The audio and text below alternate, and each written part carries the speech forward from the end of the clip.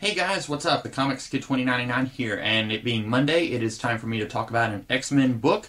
I have House of M, Uncanny X-Men. This just an Uncanny X-Men tie-in with the House of M event. This collects issues 462 through 465 of Uncanny X-Men, and the plot here is pretty straightforward. I would say it's probably the most simple plot out of all of the modern 2000s X-Men stories that Claremont had worked on up until this point. Basically, House of M, which is a big company-wide crossover that was affecting most of the X-Men books, I think all of the X-Men books actually, it is actually tearing apart the multiverse, as we find out in this book. And so Saturnine and Roma, who are two big multiversal players, they're basically saying we are going to have to destroy the 616 universe unless you, Captain Britain, can go in and prevent all of this from going on. And so he has to go into the 616 universe and stop the craziness from tearing apart the multiverse. And what I really like about this book is that the stakes feel higher than they do in any of the other House of M books.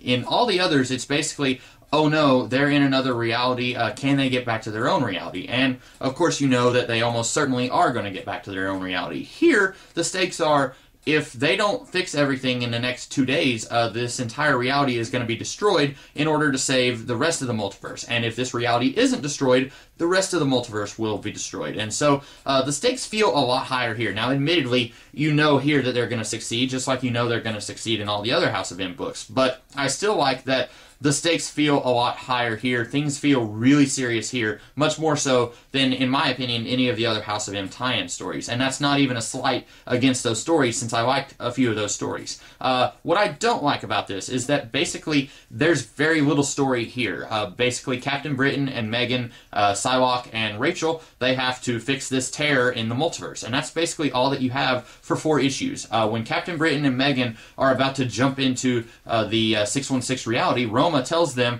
you're probably going to forget your mission when you go there. Don't let that happen, because it's probably going to happen. They go there, and then it happens.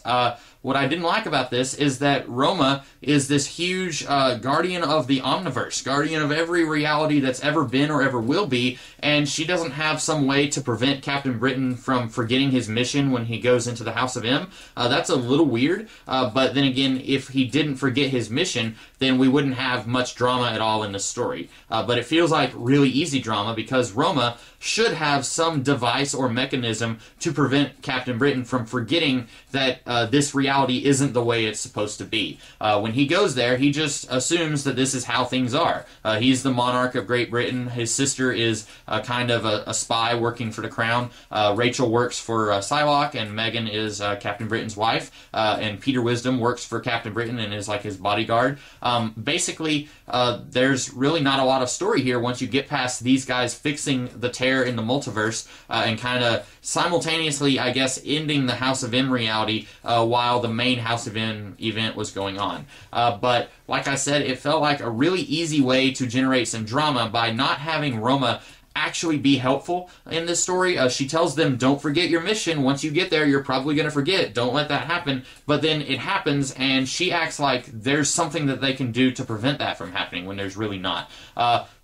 Basically, this was a fun little story, but it really doesn't do a whole lot. You could very easily skip this if you're reading Claremont's Uncanny X-Men run from the mid-2000s. You could go from the story with the talking dinosaurs directly to the next story.